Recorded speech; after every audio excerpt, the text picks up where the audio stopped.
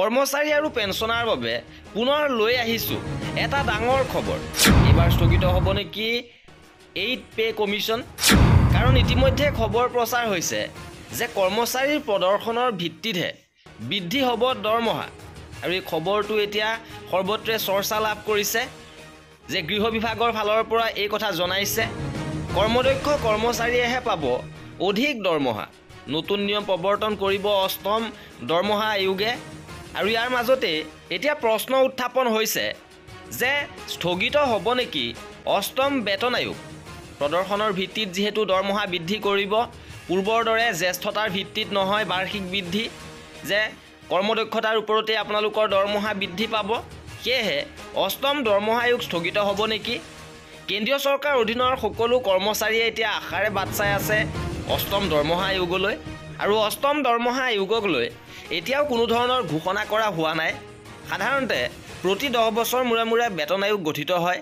যদিহে এই ধাৰা অব্যাহত থাকে তেন্তে 26ৰ পৰাই নতুন দৰমহা আয়োগ কাৰ্যকৰী হ'ব। কিন্তু চৰকাৰে অষ্টম দৰমহা আয়োগৰ বিপৰীতে বিকল্প ব্যৱস্থাৰ ইংগিত দিছে। শেহতীয়াভাৱে গৃহ বিভাগৰ এক সূত্ৰই এই কথা প্ৰকাশ কৰিছে যে একাংশ গুৰুত্বপূৰ্ণ চৰকাৰী বিষয়াই নতুন আয়োগ গঠনৰ পৰিৱৰ্তে দৰমহা পুনৰীক্ষণক কৰ্মদক্ষতা বা মুদ্ৰাস্ফীতিৰ সৈতে সংযোগ কৰাৰ পৰামৰ্শ দিছে।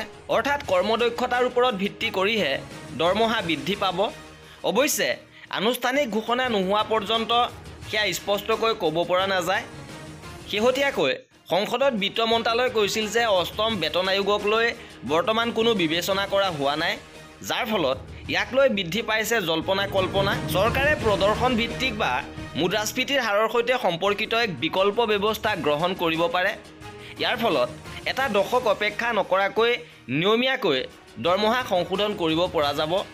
অৱশ্যে এতিয়ালৈকে এই সম্পৰ্কত কোনো স্পষ্ট তথ্য পোহৰলৈ অহা নাই। সেয়েহে সকলো এতিয়া ধূসৰ। ইপিনে অষ্টম বেতন আয়োগ গঠন হ'লে কি পৰামৰ্শ দিব পাৰে? কৰ্মচাৰী সংগঠনে ন্যূনতম দৰমহা 26,000 বা 30,000 পৰ্যন্ত বৃদ্ধিৰ দাবী জনাই আহিছে। বৰ্তমান ফিটমেণ্ট ফেক্টৰ 2.57, ইয়াত 3.5 বা 3.8লৈ বৃদ্ধি পাব পাৰে। আৰু ফিটমেণ্ট ফেক্টৰে নিৰ্ধাৰণ কৰে দৰমহাৰ সংশোধন।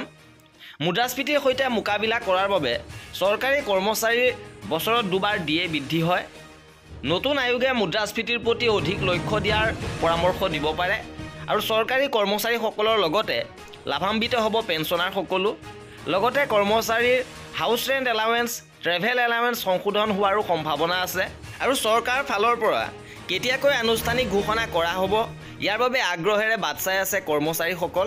আৰু এই আছিলে এই ভিডিঅ'টোত কৰ্মচাৰী আৰু পেঞ্চনাৰৰ প্ৰতিটো আপডেট পাই থাকিবৰ বাবে আমাৰ চেনেলটো ছাবস্ক্ৰাইব কৰি ৰাখিব। ভিডিঅ'টো শেষৰলৈকে চোৱাৰ বাবে বহুত ধন্যবাদ।